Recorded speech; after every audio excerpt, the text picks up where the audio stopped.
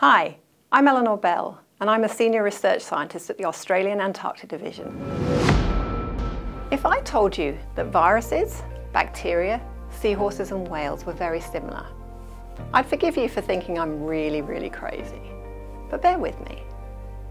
Of course, biologically speaking, viruses, bacteria, seahorses and whales are very different. For one thing, whales are enormous. They're much bigger than viruses. But from my perspective, they're very similar because they are my career in science so far.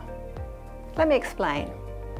I went from studying tiny viruses, bacteria and algae in Antarctica for my PhD to a postdoctoral position studying seahorses in the tropics, and now to working on whales in the Southern Ocean. And I want to tell you what I've learned along the way and give you my top tips for a career in science.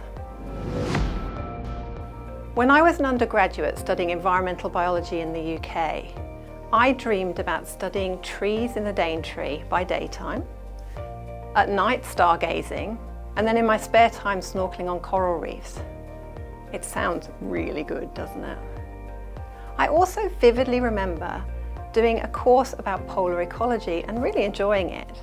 But when we watched some episodes of the BBC's Life in the Freezer for homework, I remember thinking, I am never, ever working in Antarctica. But would you believe it? That's exactly where I ended up. Almost immediately after graduating, I found myself in Antarctica, just 22 years old, studying tiny plants in the Antarctic, in lakes and the marine environment. 26 years on, I am still working in Antarctica. So did I go wrong? Did I lose my way? No, I don't think I did. I took some chances. I seized opportunities that were presented to me, opportunities that I would never get again. And that's one of the key lessons I've learned. You've got to take opportunities because you may never get them again. It's also important to view every opportunity and every chance you get as a chance to learn new skills, however mundane, however challenging, however difficult that opportunity might be at the time.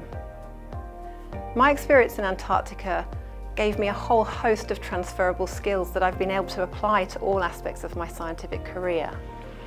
For example, fieldwork, lab work, writing scientific papers, handling data, analysing data. Another important thing is communicating with people from all walks of life and managing my own projects and even my own budgets. And if there's one thing that anyone who's worked in Antarctica will tell you, it's about the A factor. That means if it can break, it will break, often when you just need it, and likely in the middle of a blizzard. I learned the most when I was trying to troubleshoot or fix gear in really cold winds, in severe conditions, and I had to sort it out. I just had to fix it.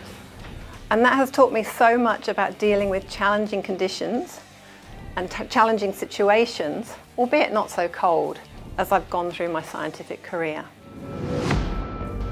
It's also important to let your passion take you anywhere, and I mean anywhere. Some of my most successful colleagues are those that have taken a particular skill or technique or method and they've applied it to lots of different things. For example, genetics, stable isotope analysis, statistics have been applied to Antarctic microbes and then to hippos in Africa and onto outer space. And in some ways I'm no different. I've used my skills and passions to allow me to move comfortably from a PhD studying tiny things in Antarctica to studying seahorses in the tropics to now studying whales in the Southern Ocean. But of course, not every chance you take will turn out well. There'll be times when you're not happy and you're not inspired, so you have to know when to walk away. And don't be afraid to do that. Often it's knowing what you don't want to do that's more important than knowing what you do want to do. And when it comes to making difficult career choices like that, about when to take a chance or when to walk away, it's really important to find a mentor. Everybody needs someone to talk about their career and their choices with. And it may be that throughout your scientific career you have a number of mentors with whom you talk about different challenges and different opportunities. And hopefully, as you get older, you'll be able to pay it back. You'll be able to mentor other people as they embark upon their scientific careers. The importance of other people doesn't stop with mentors. I cannot stress strongly enough the importance of being willing to work as part of a team and being willing to collaborate. One of the most exciting and enjoyable parts of my current role is working with scientists from all over the world in a huge collaborative network. Together, our collective brain power helps us to tackle far bigger problems than we would be able to alone. We may also be able to share resources that aren't available to us as individuals or to a particular institution. And those collaborative networks, those people, are often your inspiration and your support network as well. What I've also learned is it's really important to believe in yourself and believe that you can make a difference with your science. The human race is facing some enormous challenges at the moment.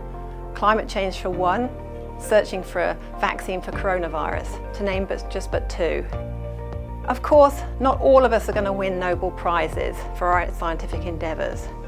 But every tiny piece of science we do slots another small piece into a ginormous and often very complex jigsaw puzzle. Your piece of that jigsaw puzzle will enable eventually that whole picture to be revealed. Your piece will also allow other people to suddenly find places that they can slot their pieces of information too. Finally, whatever seemingly unconnected chances and opportunities you take upon the way, believe that you will get there in the end, or somewhere equally as interesting. Never in my wildest dreams did I think I'd be working with whales in Antarctica when I grew up. But I did know that I loved the oceans. I did know I was passionate about conservation, and I did know I wanted to help threatened species. So in that sense, I'm right where I want to be. I'm working with magnificent creatures in an absolutely extraordinary place with amazing people from all around the world. And I'm using my science to influence the decisions that governments make about the conservation and management of those whales. That's magnificent. And along the way, I got to play with viruses, bacteria, seahorses as well, and I had lots of fun.